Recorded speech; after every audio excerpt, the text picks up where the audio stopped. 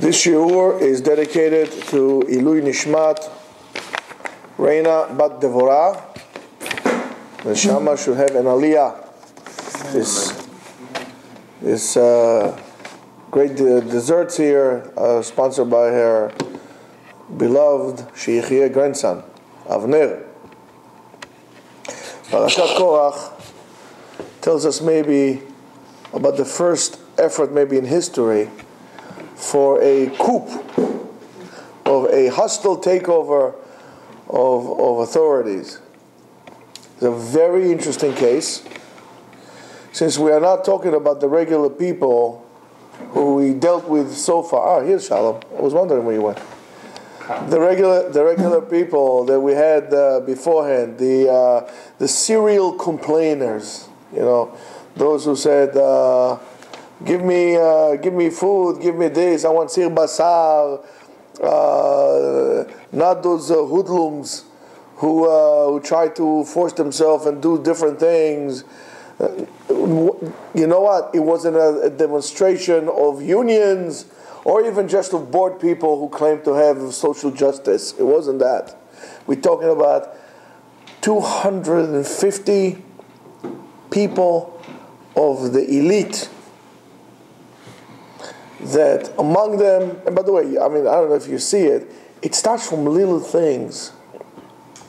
It starts from complaining about we don't have desire a few weeks ago, but the man, to we want more meat, to the Eretz Israel, and now all of a sudden, instead of the leaders leading the people are leading the leaders. I saw a lot of similarity between this parasha and what happens in today's politics almost all over the world. Between us, it's not good. It really isn't good. So, and on top of them leading that gang is no other than the cousin of Moshe Rabbeinu, who really, if you think about it, really had it made. He is the cousin of one of the most powerful people of the world in terms of influence. He himself was known to be one of the wealthiest. I think the Midrash quotes him as to be one of the top 2 wealthy people in history. Until today in Israel, when we want to talk about somebody who is wealthy and rich, in America say, oh, he was rich as like Rockefeller, right? Today maybe it's Bill Gates. But in Israel, in Hebrew today, we want to talk about tremendous wealth, which says Ashir Kakorach, wealthy as Korach. And he's a wise man, and even a little bit of a prophet. Ladies and gentlemen, please welcome Korach. That's the guy, that's the head. Of course, we know what happened to him. He comes in and complains, not getting into that. The whole ordeal will happen. You can find it. I would recommend to all of you to read the Me'am Loez, one of my most favorite readings. If it gets a lot of midrashim there, so feel free to read that. Of course, he comes in, and at the end of this ordeal, this sinkhole comes out and swallows him and everything that he has, and he disappears. So we need to see exactly what happened there. What exactly happened there? It is very strange, very bizarre. How does it affect me? And what does it teach me internally about myself? Korach comes in the disguise of ideology, of this justified ideology. His argument seems quite reasonable, and he says something like Kol ha'eda kedushim, everybody is holy, Betocham Hashem, and God is among all of them. Umadua titnasu al ke'al Hashem, and why do you put yourself over everybody? Of course, somewhat of a lie in that, because Korach doesn't really care about the people. He just wants so-called what's good for the people, for himself, to use that. And also says it as a vehicle, an instrument to really show that he doesn't say, I want it for myself. He says, I want it for the people. I care. Hey, Avi. It sounds like elections. All of a sudden in elections, you find all those wonderful people coming out of the woodwork, all of a sudden caring about the people. 2 seconds after that, they don't care. You can never get a hold of them. You can never speak to them. They don't really care about you. All they care is to get another term. You know, something like that.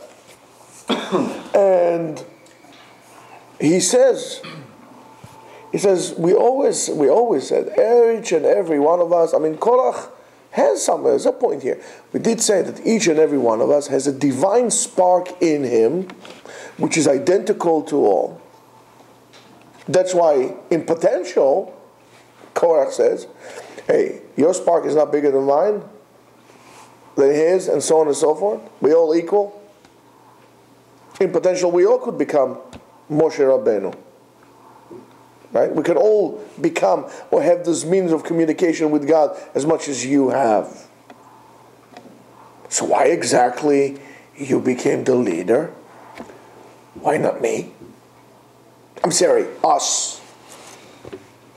That's what he's doing. He says, in a way, why do we need leaders? Why do we need leaders? We all equal. We all capable. We all communist, socialists. He says the same thing. If we're going to call this socialism or communism, why would you refer to it as Korachism? That's exactly what it is. That's exactly, let's get rid of the old regime. Let's put somebody who can represent the people in power. And of course, you become all little Stalins after that. I mean, we're all equal. But I'm more equal than you, that's why I'm going to become the head. That's basically what he's saying here.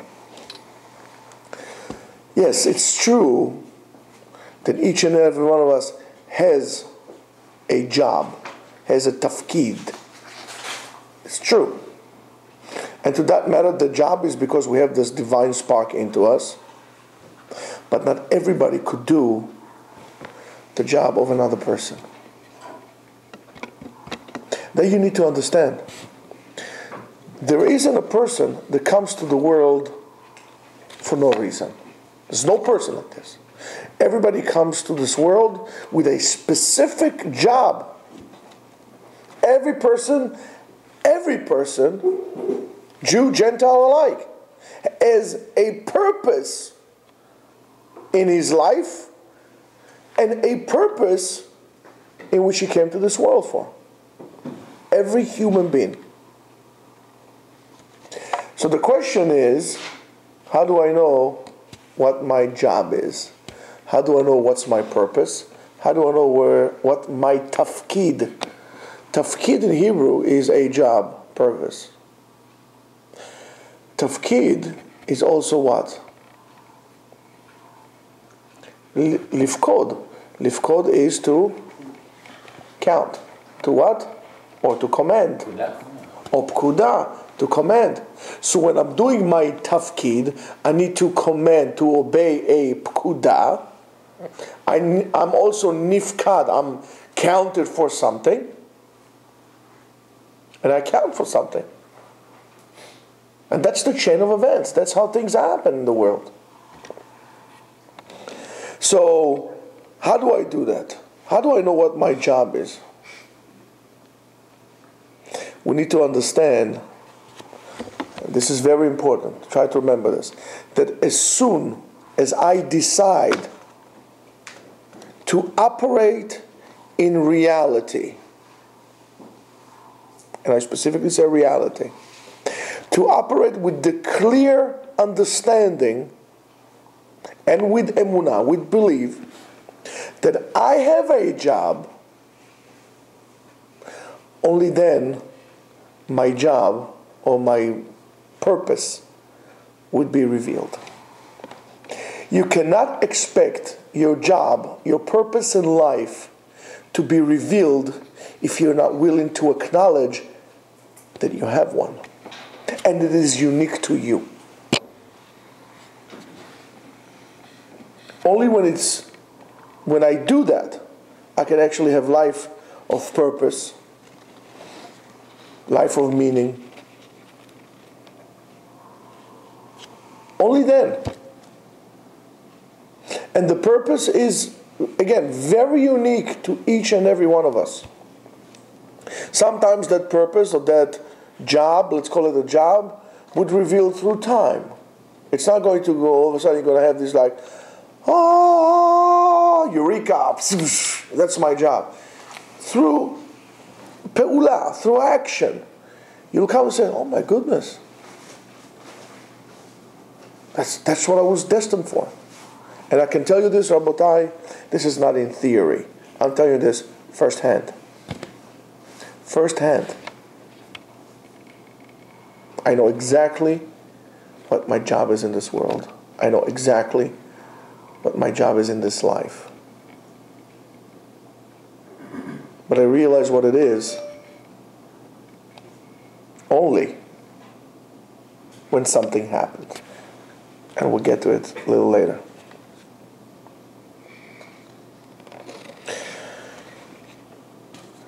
And sometimes it will take you time, and you need to continue going in your journey. Even though you don't know right now what your job is, there is something that you do know.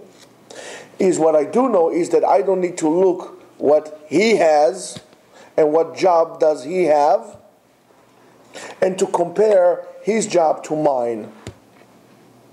Because then I want his job. I don't really want to fix things. I want his job. That's exactly what politics does. I don't care about the people. I don't really care about anything. I care because I'm a little Korach in me, and I want his job. Because how could it be that he's the president and I'm not? That's the motive. Korach wanted to be a leader. He wanted the job of Aharon or Moshe or both. As soon as he did not receive that job, right, he kind of fitted himself with this ideology which would serve him. And this ideology is that everybody has to have the job of Moshe Rabbeinu. Right? Not that he really believed that. Close the door. Not that he really believed that, but rather that he really wanted to himself. Again, he cannot tell it to the people because people are usually happy with what they have. People don't like to change so much. They get used to it. They didn't want to replace Moshe Rabbeinu. But how can he sell them this idea to replace Moshe Rabbeinu? He says, we all do that. And guess what? I'm the best one to fit that job. Yes, we all equal, but I'm the best for that. That's what he did. And he says, regardless of the fact that, what's his name? Korach had a very unique, probably very interesting job assigned for him. He didn't care about his job. He didn't care that his job is interesting. He did not care. He wanted Moshe Rabbeinu's job. I want his job. He wanted to be something else. He was not willing to be himself. That's why I keep telling you all the time. Forget about everybody else. Be the best that you could be. And it doesn't make a difference in the scale what it is. You cannot measure success with anything besides one thing or two. First one, how close did you get to God when you were alive? Second, did you become who you could become? It doesn't make a difference if, for example, he has more money and he has more wisdom, and all I could do is to flip burgers. That's the only thing I'm capable of becoming. That's my destiny in the world, to flip burgers. In Shamayim, in reality, if my destiny was to flip burgers and his job was to be a bus driver, but somehow he became a billionaire, the truth of the matter is that I lived to my potential. I fulfilled my job in this world. He did not. His job was to be a bus driver, and through that he would do what he needed to do. He would fix what needed to be fixed in this world. He didn't. He became a billionaire. That's not a success. In the real world, that's a failure. And we are not willing to acknowledge that we have a job, and we're not willing to operate through emunah, through true belief, and that's why we never know what we do. What's our job? And we feel lost, and we're miserable. And then something very interesting happened, believe me, to all of us. And this happens to all of us. And what happens to all of us stems from this concept, which is very difficult. And by the way, that's what brought him the great churban, the great destruction to himself and all his company. I mean, you have to understand, these people were big shots. How could it be that such people with such caliber could make such mistakes? The Midrash tells us that, what's his name? Korach was very smart, was clever. I mean, you cannot make money, so much money, not being clever. It was clever. But the Midrash says, Eino hit'ato, his eye deceived him, made him mistaken. He was a wealthy man. He was smart. He was also a little bit of a prophet. He looked into prophecy. He said, guess what? Mirror, mirror on the wall. Who's the richest one of all? Me. Mirror, mirror on the wall. Who is, well, we know I'm the best looking guy of all, but who is the smartest one of all? Can it be me? What's in the mirror? Mirror, mirror on the wall. Look at my descendant, Shmuel. He's going to be like Aaron and Moshe. What does it mean? When we say Aaron and Moshe, but we know there's no prophet like Moshe, so how could it be? We need to clarify this. He was both Mesharet Bakodesh, servant in the Mishkan, the tabernacle, in Shiloh, and he was a prophet. In a way, he was doing the job of Moshe and Aaron together. So he said, wait a minute. This doesn't seem right. These guys took my job. I'm smart. I'm rich. I have this descendants. How come I'm not the head? Something is wrong with the picture. He says, 1 and 1 and 1 are 3. It doesn't add up here. Something doesn't add up. He's the president. Him and his brother? What? You know this move, right?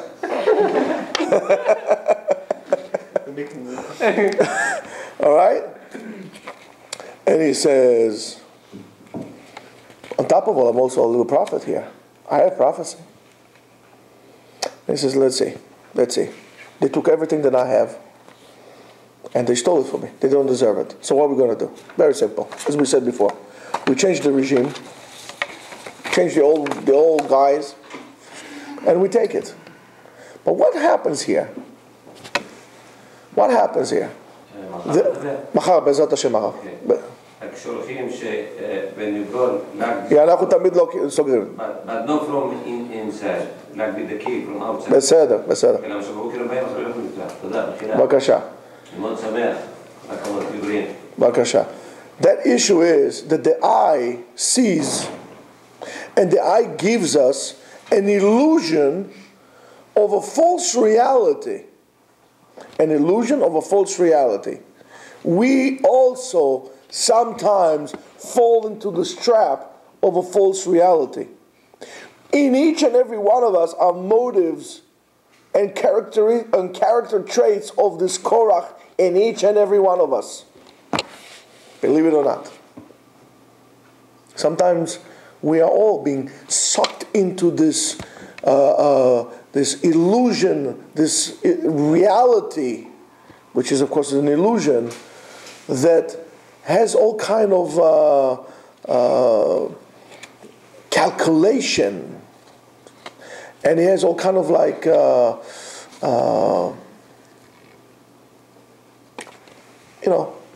commentators inside of our heads. It seems to us, it seems to me that things should be like this, right? And I therefore interpret things in such a way. And these are all false interpretations. All this has nothing to do with the real reality. This is all an image. It's an illusion. We live in a fantasy world.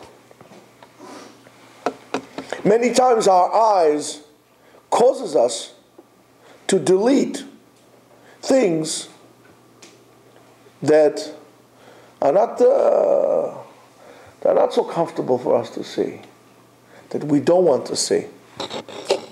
Only what is comfortable for me to see, I choose to see. Okay? It's just like being blind. I only see what I want to see, and whatever is not comfortable for me, I don't see. Guess what? You're blind. We need to understand that whatever goes in our hand, we need to take with a grain of salt, as they say. Because there's more that is not seen behind the scenes that is actually seen, revealed to the eye. More to the picture than meets the eye. Hey, hey, my. Better believe that. And this is a big trap that we all fall into.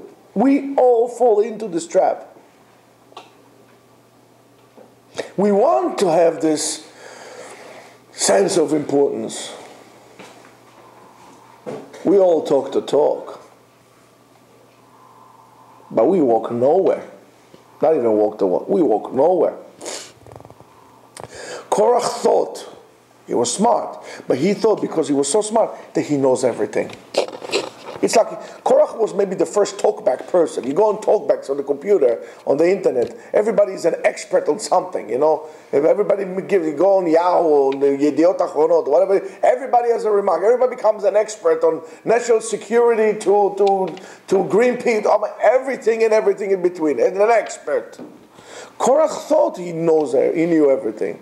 He understands everything, therefore he can organize things according to his head, and that's the order that things should be. I mean, after all, I am so smart. He didn't think for a second that there may be a different option. Maybe things could evolve in a different way. He forgot and disacknowledged the fact that sometimes things do happen in the world without any consideration of you or your plans or the way you plan things to happen. We arrange our reality in a way like we live alone on an island. We don't take into account anybody else. We become the center of the universe. And that's a good case. Sometimes we make our decisions like we are God. That we know what will happen. And we could manipulate the whole world. Habibi, you're only a human being. That's it. And the question is why? And Chazal tells us there's a concept, Haser Safek. Remove yourself from doubt. That lack of clarity, Choser Vadaut, I'm not sure, the unknown, that I don't know what's going to happen, and I'm afraid of the unknown, would cause me many times to create a virtual reality. Because I don't know what's going to happen. That virtual reality of our life is called choser emunah, lack of belief. It doesn't make a difference what is going to happen. What makes a difference is what are you doing now? What are you doing now? I don't know what's going to happen, and it's not up to me to worry. I'm not saying have like a so-called like a blind belief that you just sit there and waiting for things to happen. No, but you acting because it needs to be done, and the time to do it is now, and that's the concept behind Hillel. Hillel HaZaken היה אומר, אוכלן וכוחן. No, it's something else. מה הוא אומר? אם אין אני לי, מי לי. What does it mean? It is all up to me. Nobody is going to do anything else. I want something, in other words, I'm going to go get it. אם אין אני לי, מי לי. Don't wait for anybody else. What else did he say? ואם לא עכשיו, ואם לא עכשיו, מתי? When I'm going to do it? Tomorrow? I don't know what's going to do tomorrow. Who said tomorrow is going to come? ואם לא עכשיו, מתי? The time to action is now. The problem is that Korach wants control.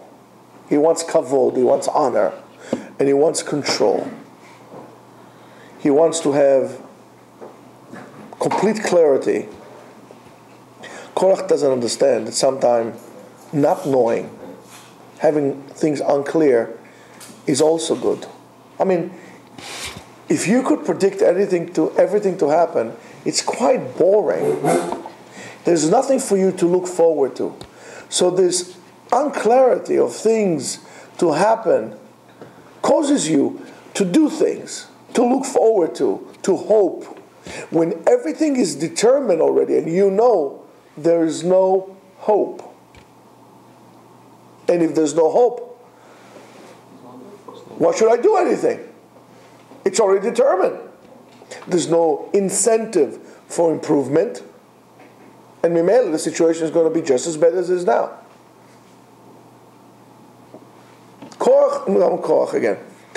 Korach doesn't understand that you could still operate and do things even though you don't understand everything.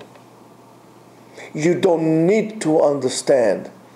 You need to do. Korach wants to control reality. He's a freak. He wants to control reality. He's weak. And that's a sign of weakness. He wants to control reality. He doesn't want to operate in reality. He wants everybody to look at him. He thinks everything is revolved around him.